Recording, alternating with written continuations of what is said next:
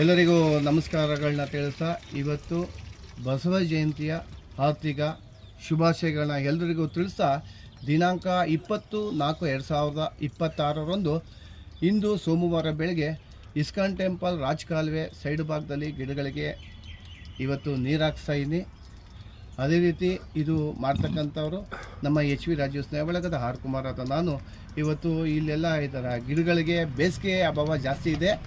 ಎಲ್ಲರೂ ಇದೇ ಥರ ಗಿಡ ಹಾಕಿರೋರು ನಾವು ನೀವು ಎಲ್ಲರೂ ಇದೇ ಥರ ಬೇಸಿಗೆ ಇನ್ನೊಂದು ತಿಂಗಳು ನೀರು ಹಾಕಿದ್ರೆ ಗಿಡಗಳು ಉಳ್ಕತ್ತದೆ.